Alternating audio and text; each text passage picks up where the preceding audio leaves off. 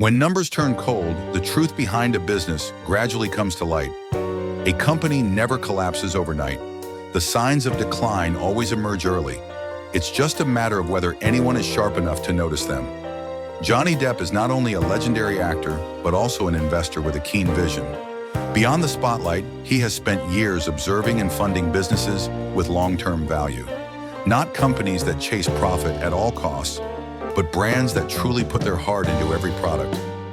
One of his most passionate investments is the Artisan Haven, a chain of high-end wooden furniture stores where each item is not just a piece of furniture, but a work of art, carrying the story of skilled craftsmen. From a small, passion-driven store, the Artisan Haven grew into a reputable name, known for its exceptional quality, dedicated service, and strong customer trust.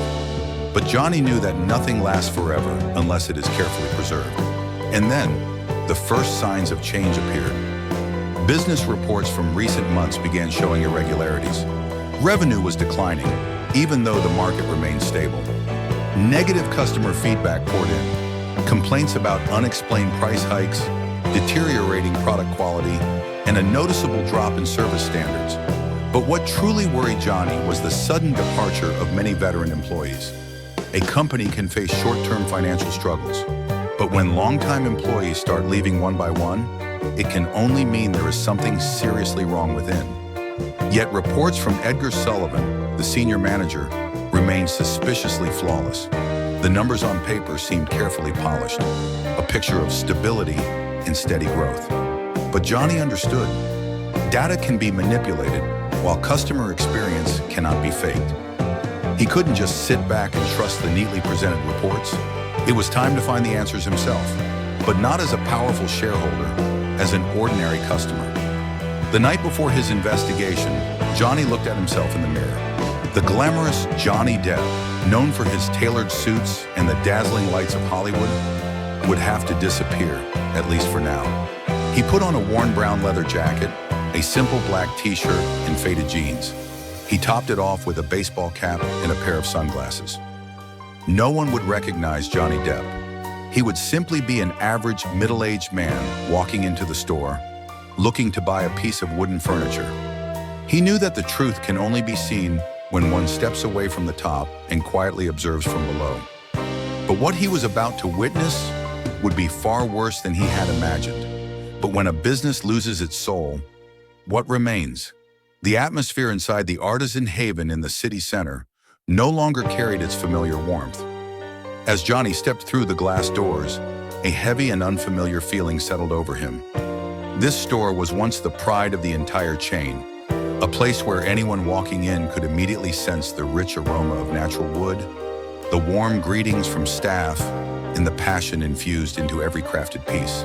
But now, everything felt cold, rigid, and soulless.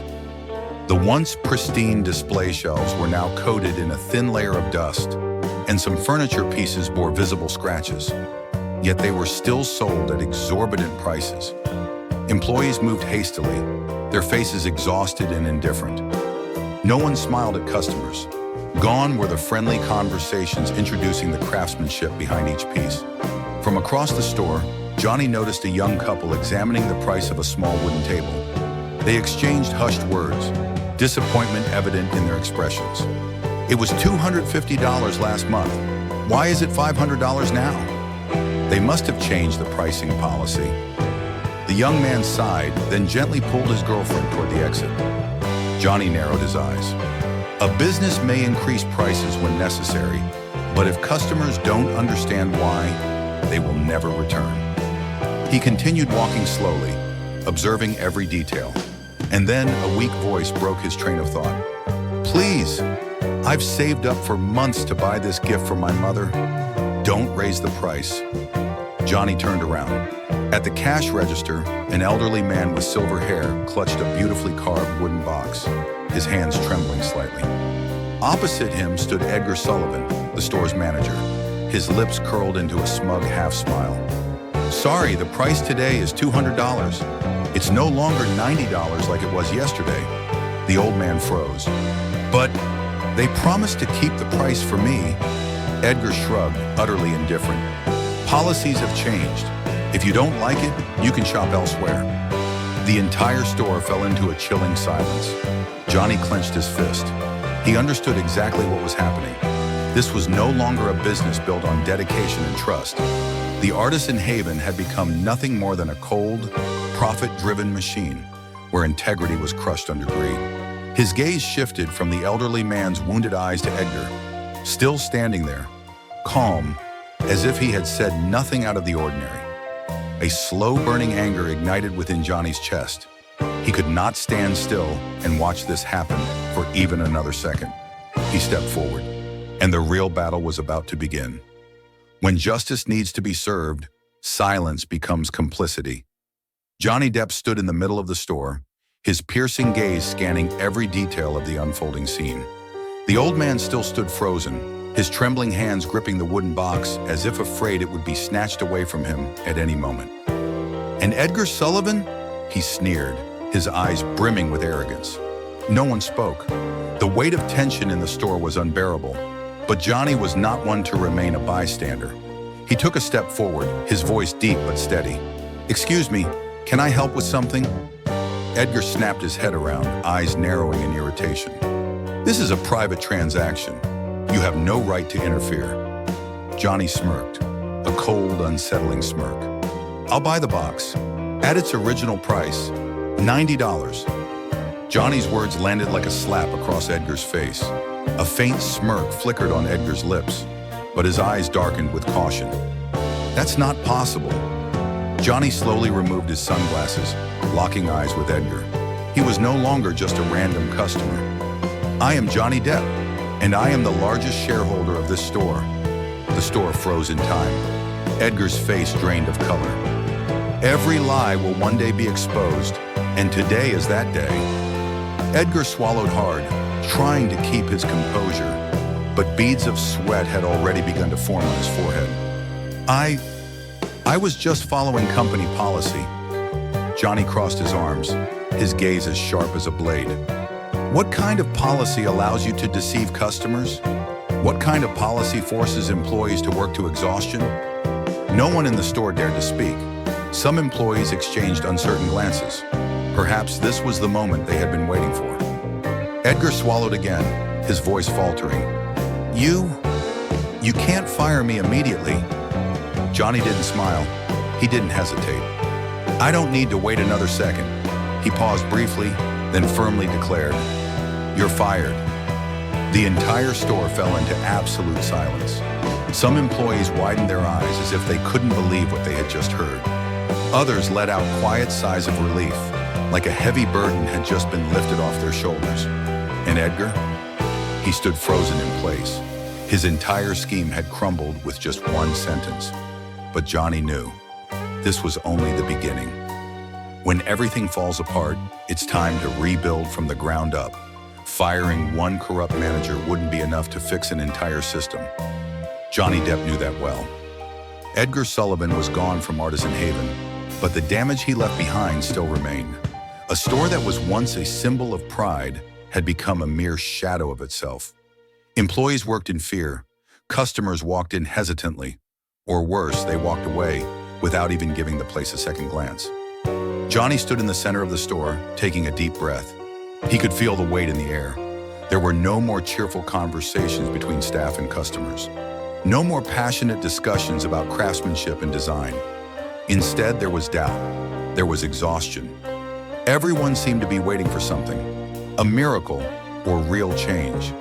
Johnny refused to waste another second. If Artisan Haven was going to survive, it needed to be reborn, starting now. But before he could rebuild, Johnny knew one thing. He needed the right person to lead the store, someone he could trust, someone who cared about the values of Artisan Haven, not just profits. And he had already found that person. Megan Rivers, the new leader of Artisan Haven. Megan Rivers had never sought attention. She had never tried to stand out in a crowd or curry favor with management to get ahead. But she was the only one who had stayed, even when things got difficult. She was the only one who still believed in the original values of Artisan Haven. Johnny called her into his office. Megan entered, her expression slightly nervous. She was still wearing her simple employee uniform, her long brown hair tied neatly in a low ponytail. But there was something different about her this time. Her eyes were filled with determination. Johnny didn't waste words. He looked her straight in the eye and said, "I want you to be the new manager of this store." Megan was stunned. I don't know if I'm capable." Johnny smirked slightly, but his gaze remained serious. "You've been capable for a long time. You just haven't realized it yet." A brief silence. Then Megan nodded. She didn't need to think any longer. A new beginning for Artisan Haven. The first changes began immediately. Johnny and Megan gathered all the employees for a meeting. Johnny didn't deliver long speeches. He said only what was necessary. Starting today, Artisan Haven will no longer operate the way it did before. We will restore our core values, quality and dedication. Johnny looked at each person in the room. "If anyone feels they don't belong here, you're free to leave now." No one moved. Some employees lowered their heads. Others exchanged glances. But in their eyes, there was a glimmer of hope. Megan spoke up for the first time as a manager. "We will work as a real team. We will not allow Artisan Haven to be twisted again." Johnny quietly observed her. For the first time, he felt that Artisan Haven truly had a chance to be revived. But when a business begins to change, there will always be those who refuse to accept it. When the past refuses to let go, the battle is far from over.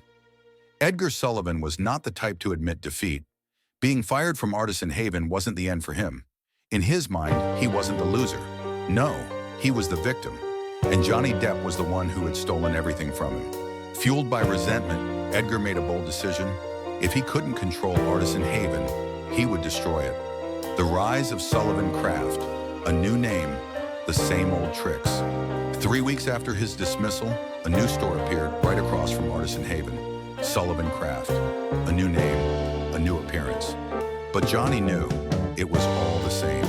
Sullivan Craft lured customers with lower prices and higher discounts. They launched flashy advertisements promising unbeatable deals. At first, Artisan Haven felt the impact. Some customers turned away, drawn to the tempting numbers across the street. Megan grew concerned. "Should we lower our prices to compete?" Johnny shook his head. "We're not playing his game. We won't sell for less. We'll sell something worth buying." Connor Evans, a talented craftsman, clenched his fists. "I'll make sure every piece from Artisan Haven meets the highest standards." Johnny knew one truth. Customer trust cannot be bought with tricks. Sullivan Craft might attract attention for now, but if its quality didn't match its promises, it would crumble. The collapse of Sullivan Craft. 2 months later it happened. Customers began to notice the truth. The furniture from Sullivan Craft wasn't built to last. The wood cracked too easily. The paint peeled within weeks, and soon negative reviews flooded the internet. I bought a table, and 3 weeks later, the legs started wobbling. The cabinets started rotting after just 2 months. Not worth the price. And then, they came back. This time, when customers returned to Artisan Haven, they looked at it differently. Johnny didn't feel satisfaction. He knew this was inevitable. A business built on deception could never last. Sullivan Craft spiraled into chaos. Edgar panicked. He slashed prices further. He poured more money into ads. But nothing worked. The final fall of Edgar Sullivan. One morning, a few former employees of Sullivan Craft walked into Artisan Haven. They had left Edgar behind. Megan looked at them and nodded. "If you truly want to work at Artisan Haven, you must be ready to uphold the values we protect." Some nodded immediately. Others hesitated. But Johnny knew. A business isn't just about its products, it's about the people who build it. The end of Sullivan Craft and a new future for Artisan Haven. Weeks later, Sullivan Craft officially shut down. Edgar disappeared from the industry. No one heard from him again. Johnny stood outside Artisan Haven, looking up at the sign. For the first time in months, he felt at ease. But the story wasn't over. Because Johnny knew, winning one battle isn't enough. A business must protect its soul every single day. And he would make sure Artisan Haven never lost its way again. When trust can't be bought with tricks, collapse is only a matter of time. Edgar's arrogance and greed led him straight into a trap of his own making. He believed that as long as he offered enticing prices, customers would flock to his new store, Sullivan Craft. He was convinced that in just a few months, Artisan Haven would crumble under the pressure of competition. But he overlooked one crucial truth. Trust cannot be bought with tricks. The downfall of Sullivan Craft. At first, Sullivan Craft gained a lot of attention. Grand advertisements were everywhere. Customers were lured in by cheap prices and unbelievable discounts. But before long, the truth began to surface. Inferior wooden furniture started getting returned in large numbers. Chairs wobbled after just a few weeks. Tabletops warped due to cheap compressed wood. Cabinet doors jammed, refusing to open or close smoothly. And then, the flood of negative reviews came. I trusted Sullivan Craft's ads, but after a month, I realized I'd been scammed. My desk leans to one side, and when I called for a warranty claim, they ignored me. They claimed their furniture was just as good as Artisan Haven's. But the truth is, it's just poorly coated, cheap wood. I'll never shop here again. In less than 2 months, customers started turning away. They were no longer tempted by low prices. They needed assurance of quality. And there was only one place where they could find it. Artisan Haven, the strength of true values. Johnny never rushed this battle. He knew that a truly strong business doesn't win by crushing competitors with tricks. It wins by staying true to its values. He refused to lower Artisan Haven's standards. The core policies remained unchanged. Quality always comes first. No fake discounts, no deceptive marketing. Every customer must be served with dedication. The difference between the two stores became undeniable. Artisan Haven thrived. Meanwhile, Sullivan Craft fell apart. Edgar's employees started quitting. They couldn't endure the toxic work environment, one where they were pressured to sell more and more, regardless of the quality of the products. A turning point. One morning, Johnny walked into Artisan Haven and saw a group of people waiting at the reception. They weren't customers. They were former employees of Sullivan Craft. Megan approached them, her gaze evaluating. One young man finally spoke up. "We couldn't work there anymore. Edgar only cared about profit. He didn't care about any of us. We want to work somewhere that values real quality." Megan turned to Johnny. He was silent for a moment, then nodded. "If you truly want to work at Artisan Haven, be ready to put your heart into it." The group nodded firmly. They knew this place was nothing like the one they had left. And for the first time in months, they felt they had made the right choice. The fall of a traitor and a well-deserved victory. Edgar Sullivan's story didn't have a grand ending. No customers, no employees, no flashy advertisements left to save him. Sullivan Craft officially shut down. Edgar disappeared. No one knew where he went. Johnny stood in front of Artisan Haven, looking across the street at the empty storefront that once housed Sullivan Craft. From the very beginning, this outcome had been inevitable. Megan stepped up beside him, a contemplative look in her eyes. "Do you feel satisfied, seeing him fail?"